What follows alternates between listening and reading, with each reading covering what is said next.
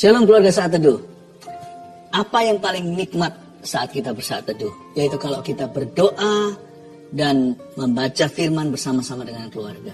Saya berharap Anda satu keluarga juga sama-sama sudah siap menerima firman Tuhan hari ini. Saya bacakan dulu kesaksian untuk menguatkan Anda sekalian, sehingga berkat Tuhan akan mengalir dengan limpah, bahkan di dalam rumah tangga setiap keluarga Saat Teduh tercinta. Saya bacakan ya. Herlianti memberi kesaksian begini. Sejak saat saya mulai ikut Saat Teduh bersama, saya merasakan mujizat Tuhan. Ketika pastor doakan orang yang asma dan infeksi saluran kantong kemih, saya imani. Dan tanpa sadar saya sering kambuh infeksi saluran kantong kemih. Ternyata setelah didoakan pastor, tidak pernah kambuh lagi. Saya percaya Tuhan Yesus sudah sembuhkan saya. Anak saya dulu, kalau dia batuk dan tidak cepat diberi obat, biasanya bisa sampai sesak nafas. Dokter pernah bilang itu asma. Namun sekarang asma itu sudah tidak kambuh lagi.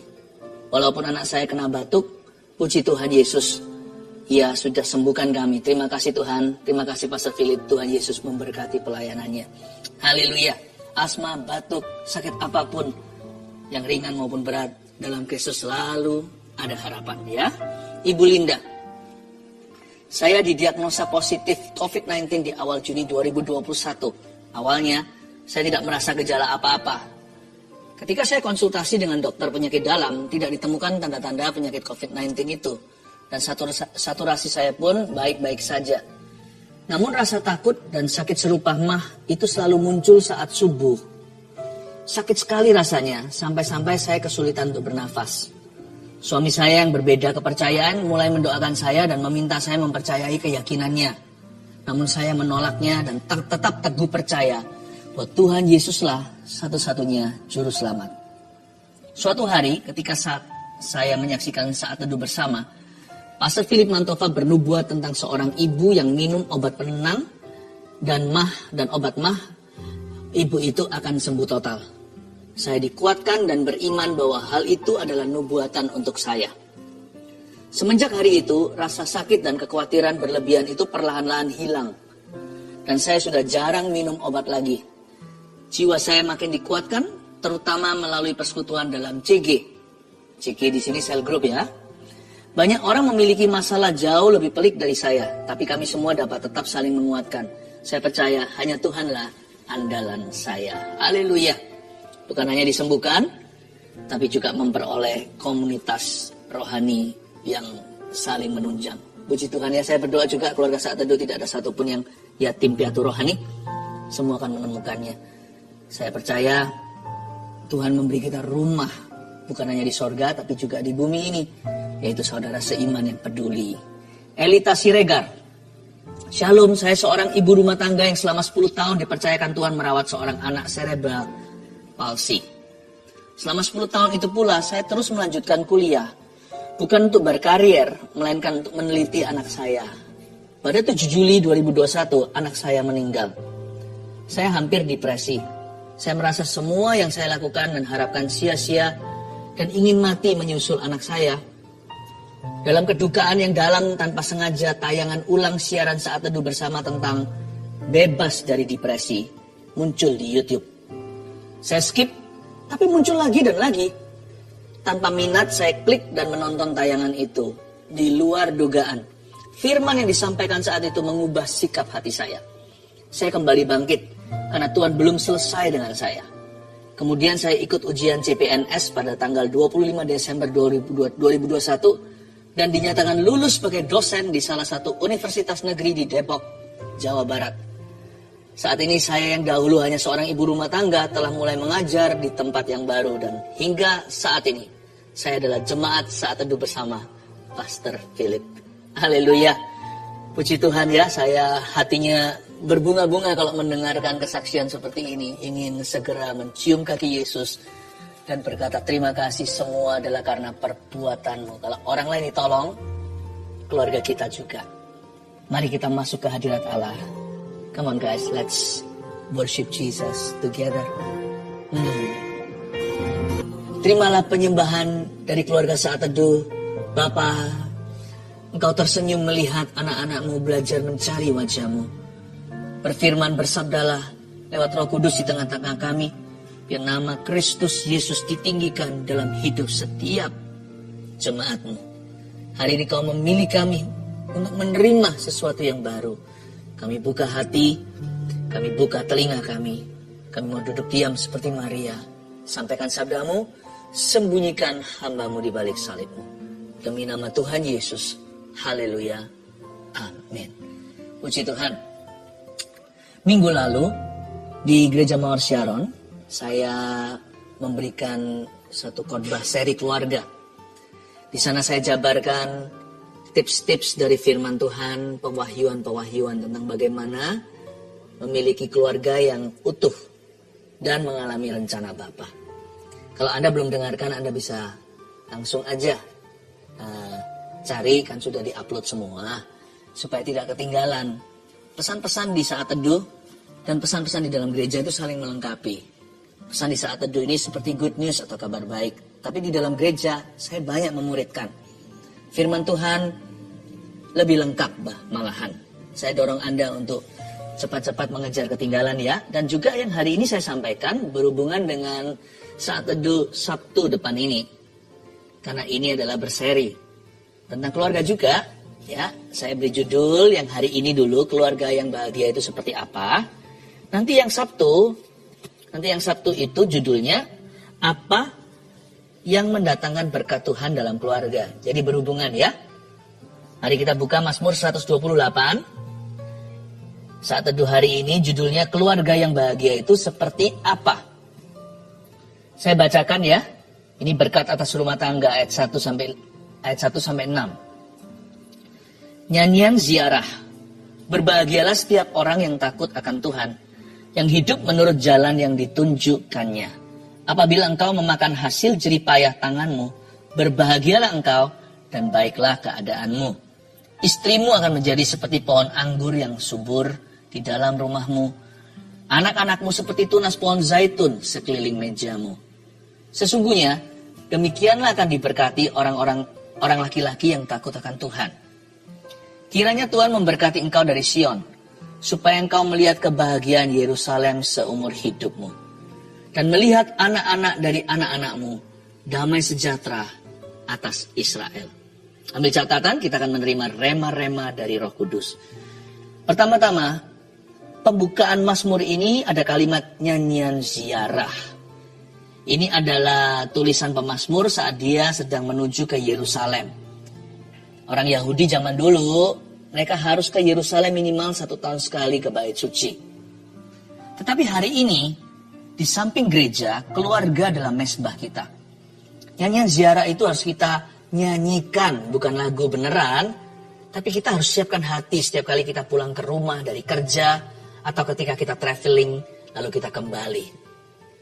Nyanyian ziarah itu mengajarkan kepada kita untuk prepare your heart before you come home. Sebelum kita reuni dengan family. Jangan pernah take it for granted. Jangan pernah anggap itu sebagai sesuatu yang biasa. Jangan pernah remehkan kasih karunia. Setiap kali kita itu bertemu keluarga kita, sekalipun kita itu tinggal bersama serumah, itu adalah anugerah. Nyanyian ziarah mengajari kita bahwa keluarga adalah mesbah kita. Makanya ada satu term namanya mesbah keluarga. Itu betul karena keluarga adalah mesbah. Tapi keluarga juga adalah sorga. Sorganya kita. Memang sorga itu bukan di bumi. Sorga itu ada beneran. Yesus berkata, aku pergi ke sana mempersiapkan jalan. Bahkan aku ke situ untuk mempersiapkan rumahmu. Di rumah Bapakku ada banyak tempat tinggal. Namun demikian, tempat terdekat, miniatur sorga. Tuhan bisa hadir di sana membawa damai sejahtera tak terhingga dan sukacita apalagi kasih. Itu adalah family.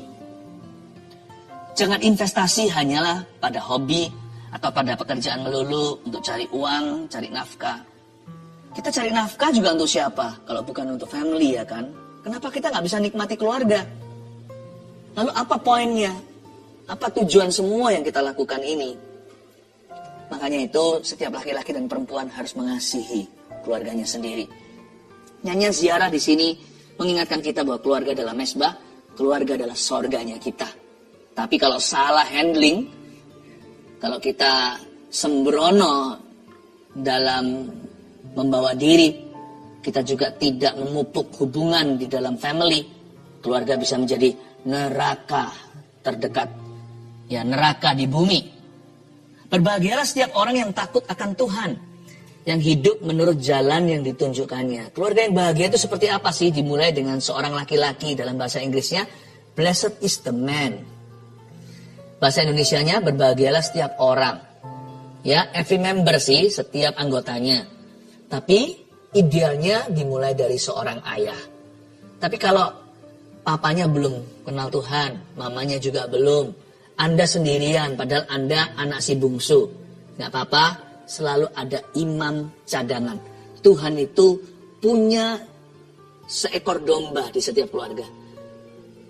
Domba itu boleh merasa dia sebagai domba sembelihan, tapi sebenarnya kalau dia percaya pada Tuhan, dia adalah domba korban yang hidup. Barang siapa percaya pada Yesus, dia akan selamat, ia dan seisi rumah tangganya. Ya. Berarti itu posisi yang sangat istimewa. Jangan merasa kita itu sebagai korban dalam keluarga. Kenapa mereka tidak mendukung aku? Kenapa mereka tidak mendukung kerohanian? Kan mereka belum kenal Tuhan. Anda menjadi titik terang pertama di keluargamu. Berbahagialah sekalipun Anda si bungsu. Tapi lebih gampang untuk menangkan seluruh keluarga jikalau decision maker, jikalau kepala keluarganya sudah dalam Tuhan dulu. Papa mama dalam Kristus lebih besar chance-nya atau kesempatannya untuk putra-putrinya mengenal Tuhan dan juga mengikuti Tuhan seumur hidupnya. Berbahagialah setiap orang yang takut akan Tuhan. Tidak bisa ada kebahagiaan kalau tidak ada takut akan Tuhan. Karena takut akan Tuhan adalah permulaan segala hikmat dan pengetahuan. Bagaimana seorang suami tahu bagaimana harus menjadi suami? Kalau dia tidak takut akan Tuhan dulu, dia nggak punya pengetahuan bagaimana menjadi suami yang berkenan pada Tuhan. Bagaimana dia bisa atur rumah tangganya, menjadi pemimpin yang memadai, menjadi seorang spiritual leader kalau dia spiritually dead. Kalau dia mati secara rohani, bagaimana dia bisa menjadi pemimpin rohani? Permulaan segala hikmat itu adalah takut akan Tuhan. Hikmat itu yang membangun rumah. Tuhan dengan hikmat menata cakrawala dan alam semesta. Matahari di mana, bulan di mana, nggak pernah tabrakan ya kan? Musim hujan, musim kemarau, selalu bergantian. Untungnya air itu ada batasnya. Dia tidak suatu hari punya ide gila, ayo jalan-jalan ke kota. Tsunami namanya. Tuhan itu menata semua kosmos ini dengan hikmat-hikmatnya yang tersembunyi. Dan hikmat itu nggak perlu disembunyikan kalau kita cari Tuhan. Tuhan akan kasih kita hikmat bagaimana menata keluarga sendiri dan menata hidup sendiri. Selalu dimulai dengan takut akan Tuhan. Nggak bahagia kalau nggak takut dulu. Takut akan Tuhan itu bukan ketakutan. Takut akan Tuhan itu menomorsatukan Tuhan. Takut akan Tuhan itu berarti nurut dan dengar-dengaran. Takut akan Tuhan itu berarti ikut standar Tuhan, bukan Tuhan yang ikut kita. Berbahagialah setiap orang yang takut akan Tuhan. Dimulai dari takut akan Allah dulu sebagai permulaan segala sesuatu. Tapi takut akan Tuhan itu definisinya apa ya? Apakah takut akan Tuhan itu sebuah perasaan? Aku takut loh kalau aku mendukakan Roh Kudus. Iya sih, tapi nggak berhenti di situ. Perasaan itu hanyalah koma. Selanjutnya harus diisi dengan kehidupan yang nyata. Berbahagialah setiap orang yang takut akan Tuhan. Lalu lanjutan, yang hidup menurut jalan yang ditunjukkannya. Coba saya penggal yang tanggung kalimat itu. Yang hidup menurut. Menurut siapa? Menurut Yesus. Menurut jalan yang ditunjukkannya, akulah jalan, kata Tuhan. Akulah kebenaran, akulah hidup. Yang hidup menurut. Ternyata takut akan Tuhan itu is not merely a feeling. Bukan hanya sebuah perasaan doang. Takut akan Tuhan itu is a life of obedience. Suatu kehidupan yang komitmen untuk taat pada firman. Itulah takut akan Tuhan. Jangan percaya orang yang ngaku-ngaku takut sama Tuhan tapi perbuatannya berbeda. Ya, tidak mungkinlah pengakuan dan perbuatan kita itu saling melawan. Kalau kita takut akan Tuhan, buah-buah kita adalah buah-buah pertobatan dan kebenaran. A life of obedience. Sebuah komitmen, suka atau duka, sakit atau sehat, kaya atau miskin, saya ikut caranya Tuhan. Baru bisa bahagia kalau keluarga punya fondasi begini. Inilah fundamentalnya berkat atas rumah tangga. Tanpa ini, udahlah percuma semuanya. Makanya penyembahan berhala itu dinomorsatukan. Itu adalah dosa grade A. Kalau itu ada di hidup kita, berarti Tuhan nggak ada. Kalau Tuhan nggak ada, apalagi? Buat apa kita memperoleh segala sesuatu dan seluruhnya? Kalau kita kehilangan yang paling penting, yaitu nyawa. Kalau kita tidak mengalami keselamatan Tuhan, buat apa kita punya segalanya jikalau semua berakhir binasa? Ayat 2, apabila engkau memakan hasil jeripaya tanganmu, berbahagialah engkau dan baiklah keadaanmu. Keluarga yang bahagia itu seperti apa sih? Kalau ada karunia menikmati. Yang karunia menikmati itu nggak tentu materi, sebab berkat rumah tangga yang sesungguhnya itu bukan materi loh, tetapi rohani. Apabila engkau memakan hasil jeripaya tanganmu, berbahagialah engkau. Berarti itu menunjuk kepada kondisi hati. Sekali lagi, berkat yang sejati bukan materi, tetapi rohani. Apakah kerohanian itu? Kerohanian adalah kondisi hati di dalam diri orang itu yang gak kelihatan dengan mata jasmani. Kelihatan nampaknya mungkin di luar bling-bling punya segala sesuatu, silau sekali. Tapi hatinya kosong, hampa buat apa? Makanannya wagyu yang paling mahal. Ya. Makanan yang paling sophisticated, yang paling lengkap. 9 macam sekaligus dinner satu orang. Buat apa kalau hatinya diisi dengan kekhawatiran dan kegelisahan? Apabila engkau memakan hasil jeripaya tanganmu, makan tidak buat bahagia, berbahagialah engkau. Itu yang buat bahagia, kondisi hati yang penuh dengan damai sejahtera. Dan baiklah keadaanmu. Karunia menikmati. Itu yang saya sebut sebagai fruit of your labor and a satisfied heart. Hasil jeripaya tangan kita, tapi hati kita bisa puas menikmatinya. Saya sih punya satu prinsip dalam keluarga kami ya. Nggak peduli makan apa, makan banyak atau sedikit, makan biasa atau mewah. Pokoknya kalau sudah waktunya makanan dihidangkan secara halal di atas sana, bukan nyolong atau mencuri makanan orang. Saya dan keluarga saya gandeng tangan. Minimal saya dan istri selalu bergandengan tangan. Saya dorong keluarga Gereja Mawar Sharon. Dahulu pernah saya khotbahkan. Kalau suami istri pas doa makan gitu, gandengan tangan aja nggak apa-apa, nggak usah malu di depan anak, di depan waiter mungkin kalau kita di restoran. Jangan, saya gandengan tangan. Jadi kalau saya di luar sana lihat yang gandengan tangan itu mungkin itu adalah jemaat Gereja Mawar Sharon. Sekarang keluarga Saat Teduh ya, saya dorong yang sama. Ya saya selalu punya kebiasaan dari sejak saya menikah.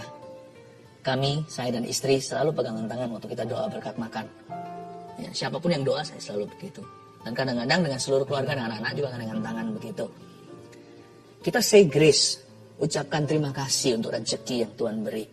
Waktu saya makan, waktu kami makan, kami tidak iri dengan makanan orang sebelah kok.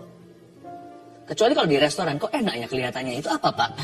Gak apa-apa, tapi gak ada iri, cuma mau order aja.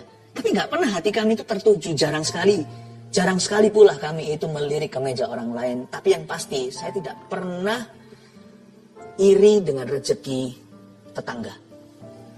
Nggak pernah. Karena yang penting itu kita nikmati bersama. Yang penting hati kita itu nikmat dalam Kristus. Nggak kekurangan apa-apa. Tuhan adalah gembalaku, takkan kekurangan aku. Apa yang dari Tuhan itu yang terbaik. Saya kasih ilustrasi makan. Lebih dari makan. Berkat apapun di hidup ini termasuk yang materi. Jangan pernah cemburu maupun iri. Apa yang dari Kristus untuk kita hari ini, berikan pada kami hari ini makanan kami secukupnya. Atau berikan pada kami hari ini rezeki kami. Yang dari Kristus hari ini untuk kita dan untuk keluarga kita, itu adalah the best for us. Yang terbaik. Nggak pernah ngiri saya. Oh orang lain punya ini, punya itu, punya mobil itu. Nggak pernah.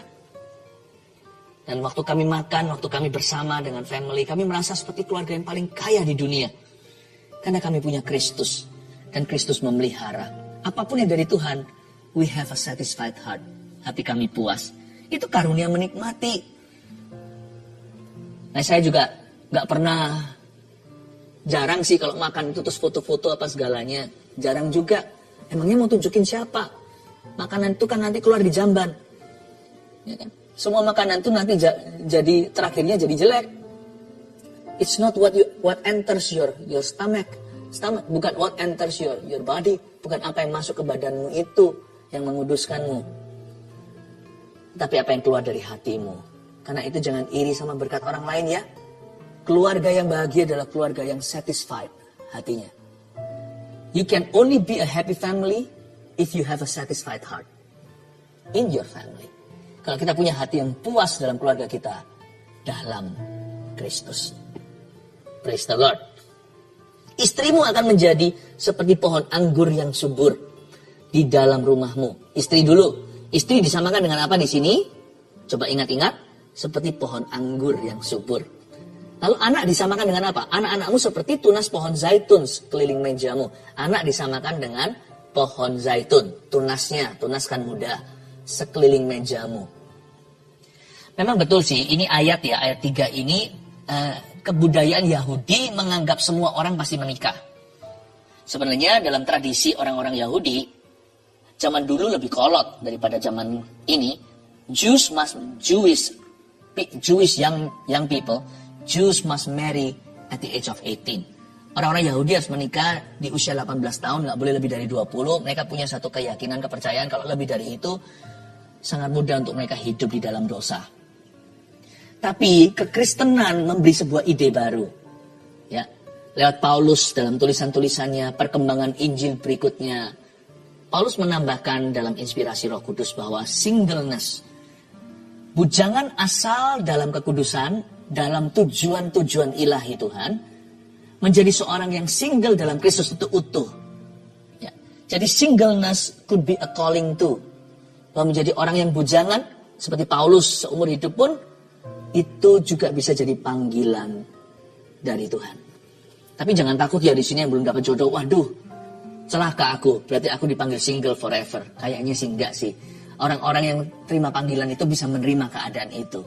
Mereka okay to marry, tapi mereka juga kayaknya lebih okay kalau mereka single. Mereka nggak apa-apa tuh. Ya, nggak tentu. Kalau saya ngomong begini itu jangan takut ya, yang belum dapat pasangan hidup. Malah saya doakan supaya semua, minimal hampir semua akan mendapatkannya. Christianity gives a different idea. Makanya kalau saya baca ayat 3 ini, jangan pernah kita merasa, wah ini ayat ini saya pakai nanti untuk menuntut Tuhan.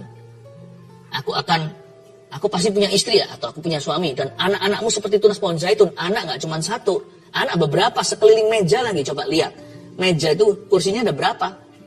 Ya, meja kota aja minimal ada kursi 2 ekstra kalau papa mama sudah di sana. Berarti 4 kan?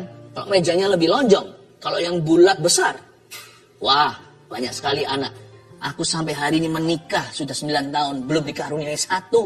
Sekarang umur juga sudah hampir 40. Wah, kita marah-marah sama Tuhan. Jangan lupa ya, ayat ini menunjukkan kepada kita the desired blessing atau berkat yang mereka harapkan, orang-orang Israel doakan. Jadi kalau Anda belum dapat, kita berdoa, tapi jangan menuntut Allah.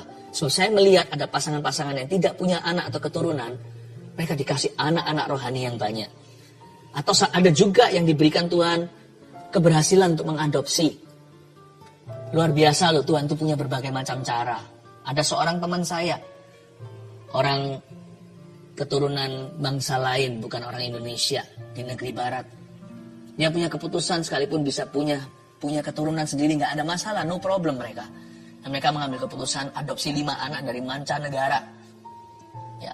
Dan dia berkata gini, sebelum kami bisa punya anak sendiri, setiap anak harus punya keluarga. Jadi dia punya panggilan sepertinya untuk dia ambil anak-anak yang terbuang tadi daripada dia lahirkan sendiri. Saya nggak tahu lah, setiap orang punya imannya sendiri. Yang ini nggak mempengaruhi keselamatan, yang ini kan bicara soal pelayanan atau ministry. Tapi saya berdoa kalau Anda menunggu keturunan, saya doakan malahan supaya Anda mendapatkan keturunan dan melahirkan sendiri. Oh haleluya.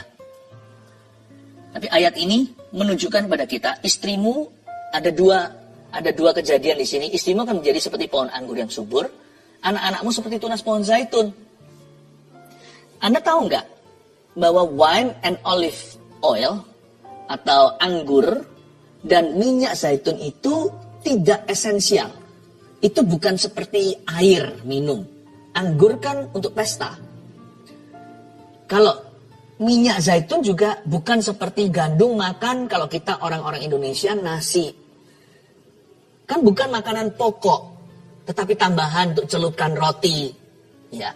Dan untuk berbagai macam khasiat yang lainnya juga ada. Tetapi kan nggak ada itu juga orang bisa hidup. Maksudnya apa? Kalau kita mau keluarga kita bahagia, jangan kasih minimal. Janganlah minimalis dalam kasih. Janganlah minimalis dalam perbuatan baik. Janganlah minimalis apalagi asal-asalan kalau mau berbakti. Kalau kita mau komitmen pergi berlibur, yang profesional sekalian, jangan liburannya itu setengah-setengah gentayangan dengan kerja. Atau kalau kita mau betul-betul, kalau kita sedang berada di rumah, janganlah pikiran kita itu gentayangan di luar sana, di tempat kerja. Nanti kalau di kerjaan juga janganlah gentayangan ke rumah. Maksudnya jangan minimalis dalam komitmenmu. Apapun yang kau berikan untuk keluargamu, give your best as if to Christ. Berikan terbaik seolah-olah kepada Kristus. Ingat ya, di awal-awal dikatakan nyanyian ziarah keluarga dalam mesbah. How you treat your family members, bagaimana kita memperlakukan anggota keluarga kita, itu juga mencerminkan bagaimana Anda memperlakukan Yesus Kristus. Dari sini kita tahu bahwa kita harus abundant, kita harus melimpah dalam komitmen, dalam perbuatan benar, perbuatan baik, dalam kasih, memberi pujian pada keluarga. Kalau kita minta maaf itu yang sungguhan, jangan, ya sudah, minta maaf, ya udah maaf, oke. Udah loh ya, jangan marah lagi. Nah gitu, kalau kita mau minta maaf, sungguh-sungguh, jangan separuh hati. Tidak boleh munafik juga, harus tulus mengucapkannya kalau memang kita salah, ya kan? Kalau kita mau berkata I love you, lihat matanya, baik itu kepada pasangan maupun anaknya. Eye to eye, heart to heart. Jangan cuma ya I love you, ya, pokoknya ya cinta. Enggak, tapi sungguhan taruh segala sesuatu I love you. Jangan minimalis, maksimalkan. Sebab wine and olive tidak esensial, tapi tambahan. Justru itulah kelebihannya yang membuat beda, yang membuat suasana waktu perkumpulan itu beda, karena di meja dihidangkan oleh tuan rumah olive oil. Itu kalau kita masuk ke rumah orang lain dihidangkan anggur, minyak zaitun, itu berarti the host really appreciates you. Itu berarti sang tuan rumah sangat menghargai Anda. Itu kebudayaan Timur Tengah. Hargai keluargamu. Buat mereka merasa mereka berharga. Jangan asal-asalan dalam dedikasi. Sesungguhnya demikianlah akan diberkati orang laki-laki yang takut akan Tuhan. Nah, ya kalau tadi ayat sebelumnya berbahagialah setiap orang yang takut akan Tuhan, sekarang lebih spesifik. Inilah spesifikasi. Sesungguhnya demikianlah akan diberkati orang laki-laki yang takut akan Tuhan. Yang cowok ya saya bicara semua, baik yang sudah menikah maupun masih bujangan. Papa, hai ayah, imam. Papa atau ayah adalah imam dalam keluarga. Catat di dalam rohmu. Jangan hanya di catatan. Catat mulai sekarang. Papa itu imam dalam keluarga. Berarti kalau saya adalah imam dalam keluarga, sekalipun saya punya istri, punya anak, saya harus membangun hubungan kerohanian dengan mereka. Berarti dengan kata lain, istri saya juga adalah anak rohani saya. Kalau saya imam dalam keluarga. Anak-anak saya juga anak-anak rohani saya. Makanya saya harus bangun hubungan kerohanian dengan mereka. Makanya papa harus ucapkan firman dan harus mendoakan. Nggak bisa hanya jadi ayah kandungnya. Atau jadi pengasuh saja, atau pemberi makan, bayar uang sekolah, kasih duit melulu. Papa adalah imam dalam keluarga. Ini Alkitabiah. Abraham itu dipanggil bapak sama Sarah. Dan Abraham menyebut Sarah sekali, hai anakku. Bukan Abraham terlalu tua. Ingat kalau usia mereka sih unda-undi. Memang jarak sih usianya, tapi nggak lebih dari 10 tahun. Waktu Abraham umur 100 punya anak 90 si Sarah. Nggak sampai usia satu generasi lampauannya. Loncatannya itu dekat. Jauh lebih tua, tapi nggak setua papa. Tapi pernah sekali di perjanjian lama, di kitab Kejadian, Abraham menyebut Sarah, my daughter. Makanya itu cowok mesti ngalah. Saya ngomong begini mungkin nggak tahu, mungkin jadi ini ya, membuat beberapa pria jadi resah. Tapi saya percaya itulah Alkitab, tidak bisa ditawar meskipun tidak ditulis secara jelas-jelas begitu. Tetapi sekalipun ini keluar dari hati yang menafsirkan dari prinsip firman Tuhan, kalau hati kita benar, kita tahu ini dari Tuhan. Laki mesti 80% ngalah sama perempuannya. 80% itu 5 kali gegeran, 4 kali you ngalah. Sekali ya sudahlah, ya sudah kita ngobrol gimana, tetap ujungnya juga harus ngalah. Ya. Meskipun tapi ya saya tidak berkata gini berarti kita menghalalkan kesalahan. Kalau salah ya tetap harus konfrontasi ya. Tidak boleh avoiding konflik gara-gara kita mau pokoknya udah peace deh, damai-damai, nggak mau rame lalu kita tutup sebelah mata terhadap kejahatan juga nggak boleh ya. Ayub pun menegaskan pada istrinya, tidak boleh kutuk Tuhan sesuai yang disarankan. Makanya itu hati-hati siapa yang kau nikahi. Makanya masih bujangan jangan sembarang cari pasangan. Yang cowok jangan sembarang cari pasangan, yang cewek juga jangan cari pasangan. Karena laki-laki yang takut akan Tuhan itu berharga dan langka. Tapi di dalam gereja, Mawar Sharon dan keluarga saat itu saya percaya semakin banyak pria yang demikian dimultiplikasikan oleh firman. 30, 60, 100 kali ganda, itu bukan bicara tentang berkat materi, tapi pria-pria yang berani, yang takut akan Allah, bermultiplikasi dalam sebuah komunitas ilahi. Orang laki-laki yang takut akan Tuhan itu akan diberkati. Papa adalah imam dalam keluarga. Sekarang boyfriends, pria yang pacaran, anak-anak muda, hey guys, you know boyfriends atau pria kalau pacaran, dia adalah imam dalam hubungannya dengan pacarnya. Dia imam loh ya, bukan setannya. Kalau Anda pacaran dengan seseorang, Anda adalah imam. Tapi selama orang itu belum Anda nikahi, imamnya dia tetap adalah papanya. Kalau dia punya papa, kalau dia nggak punya papa, berarti siapa yang dituakan sebagai figur ayah di keluarga itu. Anda menjadi imam cadangan, bisa menjadi imam wakil imam. Berarti Anda mewakili Tuhan dalam hubungan itu dan Anda mewakili papanya pacarmu. Karena itu jangan apa-apakan dia. Takutlah akan Tuhan, takutlah akan calon mertua. Harus begitu yang sehat. Kiranya Tuhan memberkati engkau dari Sion, supaya engkau melihat kebahagiaan Yerusalem seumur hidupmu. Dan melihat anak-anak dari anak-anakmu. Karena Tuhan ingin memberkatimu. Oh itu kabar baiknya. God wants to bless you. Yang namanya berkat anak cucu itu ada nggak? Ada. Kamu akan melihat anak-anak dari anak-anakmu. The blessing of God comes with longevity. Berkat Tuhan itu selalu datang dengan berlama-lama. Tuhan itu maha langganan. Kalau bicara tentang kasih karunia. Tuhan mau jadikan Anda pelanggan tetapnya untuk terima berkatnya. Dan melihat anak-anak dari anak-anakmu. Damai sejahtera atas Israel. Kalimat terakhir ini indah. Shalom, peace to you. Yang artinya tidak ada yang hilang, tidak ada yang patah dalam rencanaku atas hidupmu. Hai pria dan wanita yang takut akan Allah. Keluarga-keluarga, Tuhan bermaksud berniat untuk memberimu damai sejahtera. Saya kasih 3 poin sederhana sebagai rangkumannya. Keluarga yang bahagia itu seperti apa? 1, yang kepala keluarganya takut mendukakan roh Allah. Ini berlaku juga untuk pria-pria yang belum menikah. Latihlah dirimu untuk takut akan Tuhan.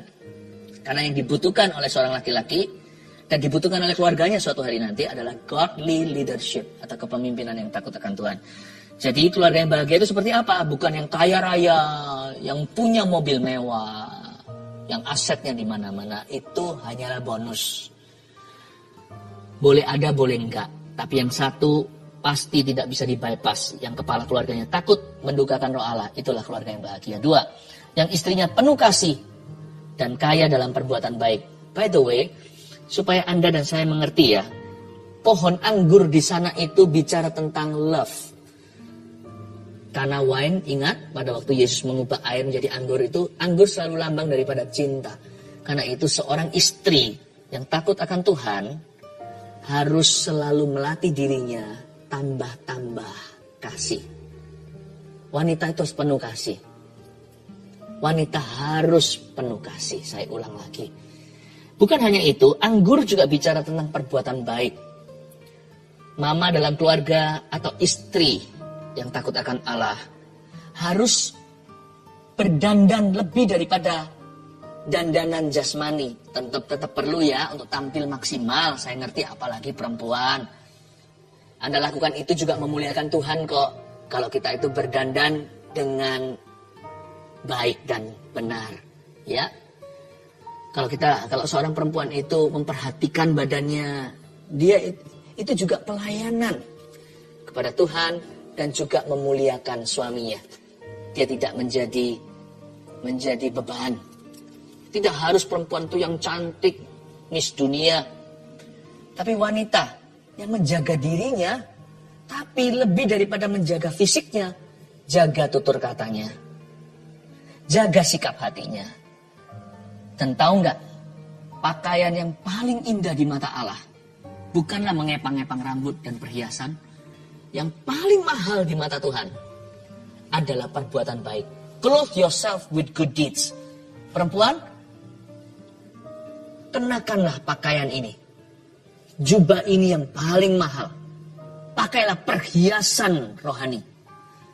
Biasakan dirimu berbuat baik dan perbanyaklah perbuatan baikmu itu.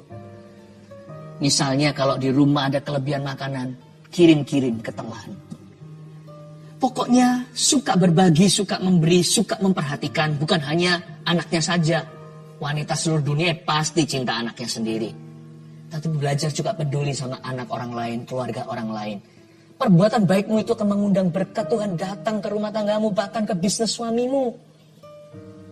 Perbuatan baik Anda, kemurahan hati, kebajikan itu akan menjadi pelita terang yang menerangi seluruh rumah tanggamu. Ada sukacita yang tidak bisa digambarkan ketika berkumpul bersama dengan keluargamu. Akibat perbuatan baik Anda, sukacita itu akan mengikuti masa-masa Anda bersama dengan family sendiri. Itu yang disebut anggur. Jadi keluarga yang bahagia adalah yang istrinya, yaitu mama, penuh kasih dan kaya dalam perbuatan baik. Perkaya dirimu dengan kebajikan kemurahan untuk orang lain. Yang ketiga, yang anak-anaknya bertumbuh dalam kebenaran firman. Tuliskan.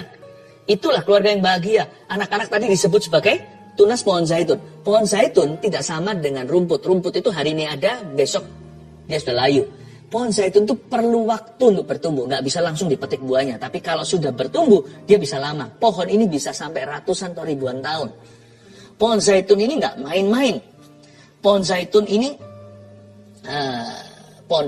ini adalah pohon yang bisa memberikan hasil yang sangat-sangat menguntungkan nantinya setelah tahunan. Bahkan kadang-kadang bisa 40 tahun baru dia menghasilkan buah-buah yang maksimal, minyak-minyak yang paling murni. Anak kan juga begitu kan? Waktu masih kecil dia merepotkan. Tapi kalau Anda tekun mendidik dia dalam takut akan Tuhan, dalam hikmat-hikmat dan doa, anak itu nanti bertumbuh besar. Tunggu dia nanti. Ketika dia mulai dewasa 20, 30, 40, semakin matang, semakin murni. Dari dulunya merepotkan, nanti akan membuat hidup Anda ringan. Anak yang bijaksana meringankan hidup ayah ibunya. Anak-anakmu seperti tunas pohon zaitun di sekeliling mejamu.